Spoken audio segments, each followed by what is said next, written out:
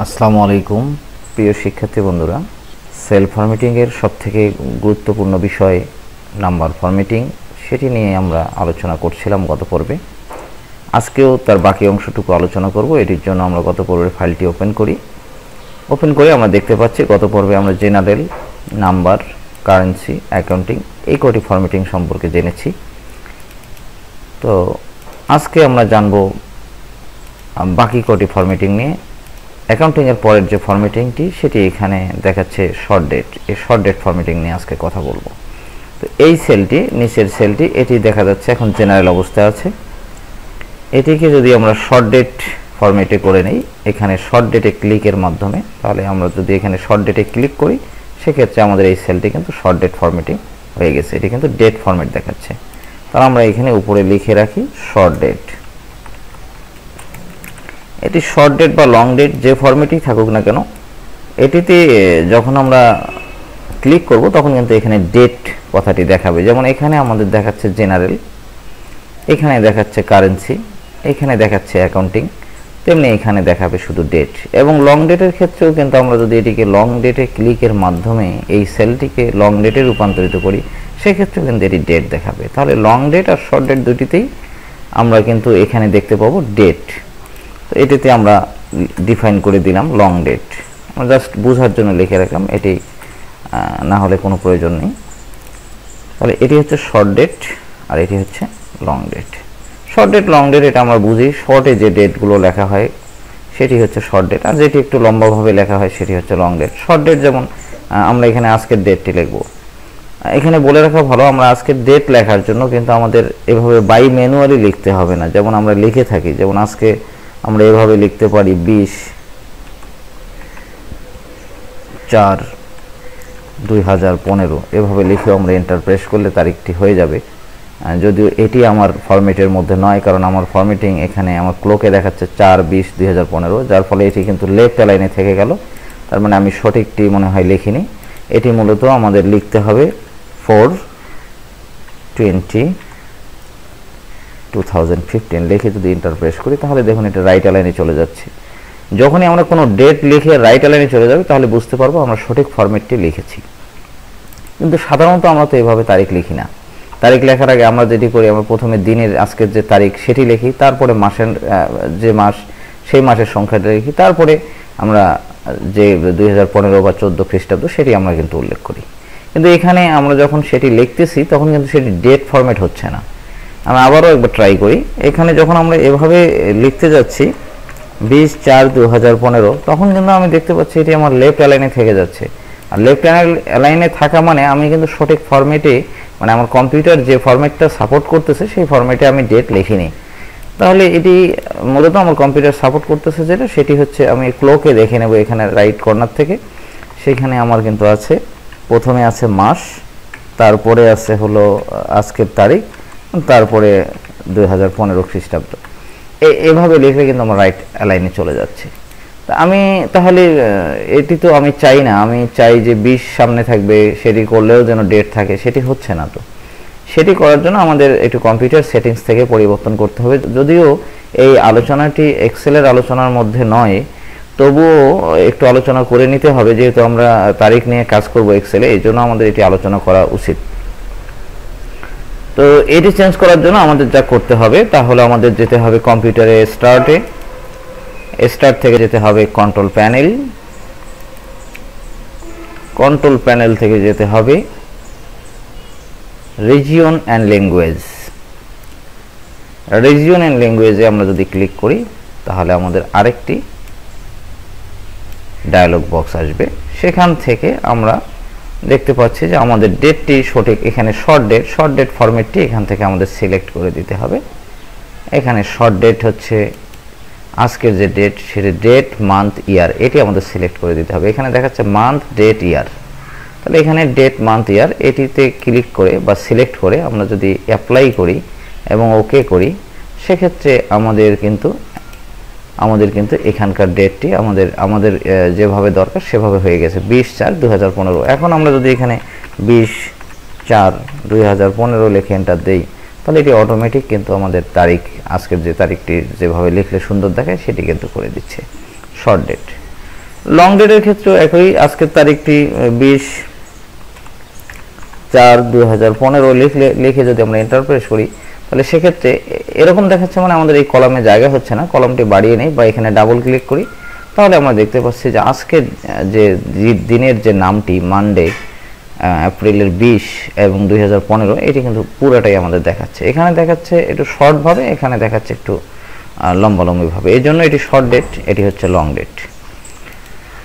তো আমরা চাচ্ছি এখানে একটা শর্টকাট আমরা শিখে নিতে পারি, সেটি হচ্ছে যে আজকের তারিখটি আমরা ম্যানুয়ালি না লিখে আমরা কিন্তু একটি শর্টকাট ইউজ করে আজকের তারিখটি লিখতে পারি। আজকের তারিখ লেখার জন্য আমরা যে কোনো সেলে ক্লিক করে যেখানে লিখতে চাই সেখানে ক্লিক করে যদি আমরা কন্ট্রোল চেপে কোলন বাটনে চাপি, কোলন যে বাটনে আছে মানে কন্ট্রোল চাপতে হবে এবং এল লেখাটির পাশের যে বাটনটি সেটি হচ্ছে কোলন, সেটিতে যদি আমরা ক্লিক করি তাহলে আমরা দেখতে পাচ্ছি যে আজকের তারিখটি কিন্তু শো করাচ্ছে এবং সেক্ষেত্রে এন্টার দিলে আমাদের কিন্তু আজকের তারিখটি আমরা কিন্তু পেয়ে যাচ্ছি।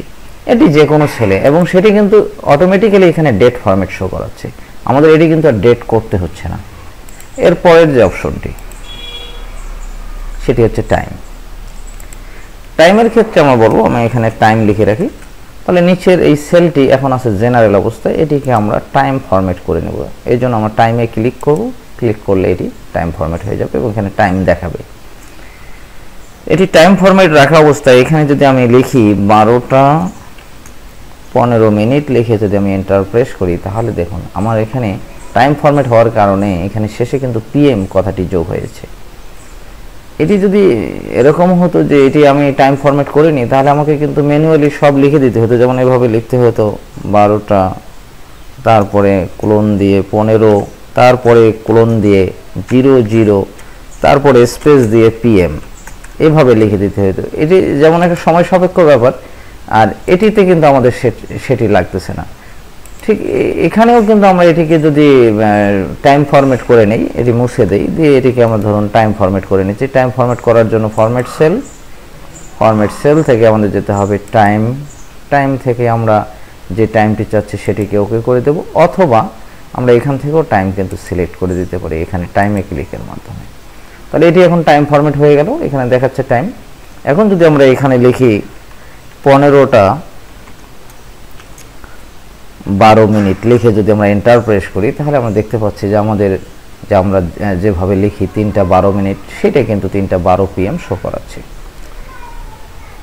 তারিখের মতো টাইমও কিন্তু আমরা শর্টকাট প্রেস করে আমরা টাইম লিখতে পারি। সেটার জন্য আমাদের যেটা করতে হবে সেটি হলো কন্ট্রোল শিফট চেপে ধরে আমাদের যদি আবারও কোলন বাটনে আমরা প্রেস করি তাহলে বর্তমান সময়টি আমাদের কিন্তু শো করাবে। এভাবে আমরা কিন্তু টাইমটিও লিখতে পারি। তাহলে আমরা যদি এমন চাই যে না টাইম এবং তারিখ এটি একটি সেলের মধ্যেই হবে, সেক্ষেত্রে আমরা কি করব? ধরুন এই সেলটির মধ্যে আমরা প্রথমে লিখব তারিখ, তারপরে লিখব সময়। তাহলে প্রথমে যদি আমরা ডেট লিখি, তার ডেট লেখার জন্য কন্ট্রোল এবং আমাদের চাপতে হবে কোলন, তাহলে আমরা পেয়ে যাচ্ছি। স্পেস দিয়ে আমরা যদি আবার কন্ট্রোল শিফট কোলন চাপি তাহলে সেক্ষেত্রে চেপে এন্টার প্রেস করলে আমরা কিন্তু বর্তমান সময় এবং তারিখ আমরা কিন্তু পেয়ে যাচ্ছি একই সেলের মধ্যে। এভাবে আমরা কিন্তু শর্ট ডেট, লং ডেট এবং আমরা একই সেলের মধ্যে কিন্তু টাইম অ্যান্ড ডেট আমরা কিন্তু লিখতে পারি। এরপরে যেটি থাকতেছে সেটি হলো পার্সেন্টেজ। আমি ধরুন এটাকে আমি পার্সেন্টেজ রূপান্তরিত করব। এটি এখন জেনারেল অবস্থা আছে, তাহলে এই সেলটিকে আমি করব পার্সেন্টেজ। এদিকে পার্সেন্টেজ আমি লিখে রাখলাম, তাহলে আমার এই নিচের সেলটি দেখাচ্ছে পার্সেন্টেজ। আমি কিন্তু পার্সেন্টেজ করার জন্য এখান থেকে পার্সেন্টেজ ক্লিক করে নিয়েছি। আমরা এভাবে না করেও এভাবে করতে পারি, এখানে রাইট বাটন ক্লিকের মাধ্যমে ফরম্যাট সেল থেকে পার্সেন্টেজ এবং ওকে করলেই কিন্তু এটি পার্সেন্টেজ হয়ে যাচ্ছে। তাহলে এই পার্সেন্টেজ থাকা অবস্থায় আমাদের যে সুবিধাটা সেটা হচ্ছে আমরা যদি এখন 100% লিখতে যাই, শুধু 100 লিখে দিলেই এখানে পার্সেন্ট হচ্ছে। এবং এটিকে সিলেক্ট করে আমরা যদি ফরম্যাট পেইন্টারের সাহায্যে পুরো ফরম্যাটটাকে নিচের দিকে আমরা অ্যাপ্লাই করি তাহলে যে সুবিধাটা হচ্ছে আমরা এখানে 50 লিখলেই 50%, এখানে 40 লিখলেই 40%, এখানে 75 লিখলে 75%। তার মানে আমাদের লেখার পরে আর কোনো পার্সেন্টেজ কিন্তু দিতে হচ্ছে না। এখন দেখা যাচ্ছে যে আমরা কিন্তু লিখতেছি পার্সেন্টেজ ঠিকই, কিন্তু আমাদের এই দশমিকের পরে 2 ডেসিমাল কিন্তু দেখাচ্ছে, 2টি শূন্য দেখাচ্ছে। আমরা তো এটি চাচ্ছি না, আমরা ডাইরেক্ট হচ্ছে 75%, সেক্ষেত্রে আমাদের যা করতে হবে, আমাদের শুধু ডেসিমাল প্লেসগুলোকে ডিক্রিজ করে দিতে হবে। যেমন এটি 75.00 আছে, এখানে ডিক্রিজ করে দিলে আমরা কিন্তু এখানে শুধু 75% করে দিতে পারবো। তো এই হচ্ছে পার্সেন্টেজ আমাদের বিভিন্ন কাজে যখন ব্যবহার হবে তখন আমরা পার্সেন্টেজের এরকম ফরম্যাট করে নেব, যার ফলে আমাদের অনেকটা সময় বাঁচবে, আমাদের বারবার পার্সেন্টেজ কথাটি লিখে দিতে হবে না। এরপরে যেটি থাকতেছে সেটি হচ্ছে ফ্র্যাকশন আমরা সবাই জানি। ফ্র্যাকশনটা এরকম যে 2 ভাগের 1 ভাগ আমি লিখব 1/2 এভাবে লিখতে চাই, কিন্তু এক্সেলে যদি আমরা এভাবে 1/2 লিখে এন্টার প্রেস করি তাহলে কিন্তু এটি ফ্র্যাকশন 1/2 থাকতেছে না, 01 ফেব্রুয়ারি হচ্ছে, মানে 1 ফেব্রুয়ারি হচ্ছে। এখানে যদি আমরা এরকম 7/9 লিখতে যাই সেটিও কিন্তু 7ই সেপ্টেম্বর দেখাচ্ছে, এটি কিন্তু 7/9 হচ্ছে না। তাহলে আমরা কি করব সেক্ষেত্রেই আমাদের এই ফ্র্যাকশন কথাটি ব্যবহার হবে। ফ্র্যাকশন ব্যবহারের মাধ্যমে আমরা করতে পারি এবং এটা শর্টকাটের মাধ্যমেও করতে পারি। আগে আমরা ফ্র্যাকশনটা দেখে নিই, এটিকে আমরা ডিলিট করে দিই, ডিলিট করে এই সেলটিকে আমরা করে নেব ফ্র্যাকশন, এখান থেকে করে নেব ফ্র্যাকশন। তাহলে এই সেলটি এখন ফ্র্যাকশন অবস্থায় আছে, এখানে ফ্র্যাকশন শো করাচ্ছে।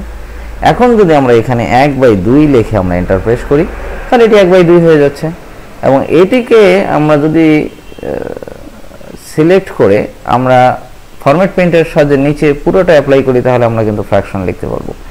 আবার এখানেও যেমন এটি এখন কাস্টম আছে, এটিকে যদি আমি এখানে ফ্র্যাকশন করি, ফ্র্যাকশন করে এটিতে যদি আমি 7/9 লিখি তাহলে কিন্তু আমি দেখতে পাচ্ছি যে আমার 7/9 লেখাটি কিন্তু শো করাচ্ছে।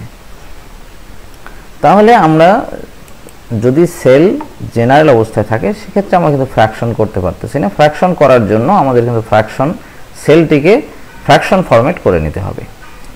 এখন ফ্র্যাকশন ফরম্যাটের একটি শর্টকাট ব্যবহার আছে, সেটি হচ্ছে যে আমরা ধরুন এখানে লিখতে চাই 1/2, যেমন আগে আমরা লিখে দেখিয়েছি যে 1/2 লিখলে এটি চেঞ্জ হয়ে যাচ্ছে, তারিখ হয়ে যাচ্ছে। সেক্ষেত্রে আমরা যদি ফ্র্যাকশন ব্যবহার করতে চাই তাহলে শর্টকাট হচ্ছে 0 লিখে আমাদের স্পেস দিতে হবে, দিয়ে যদি আমরা 1/2 লিখে এন্টার প্রেস করি তাহলে এটি কিন্তু ফ্র্যাকশন দেখাবে, এবং সেলটি কিন্তু এখন ফ্র্যাকশন হয়েও গেছে।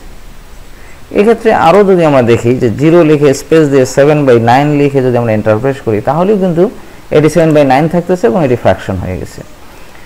সহজ ভাষায় যে আমরা ফ্র্যাকশন করে নিতে পারি ম্যানুয়ালি। এখন কথা হচ্ছে যে আমি এই সেলটিকে সিলেক্ট করে পুরো ফরম্যাট সেলের মাধ্যমে পুরোটাকে সিলেক্ট করে দিলাম। আমার এখন কিন্তু সব সেলগুলোই যেখানে ক্লিক করি না কেন এটি কিন্তু ফ্র্যাকশন শো করাচ্ছে। দেখুন এখানে ক্লিক করলেও ফ্র্যাকশন। তাহলে এখানে যদি আমি 4/9 লিখে এন্টার প্রেস করি তাহলে ঠিক থাকতেছে।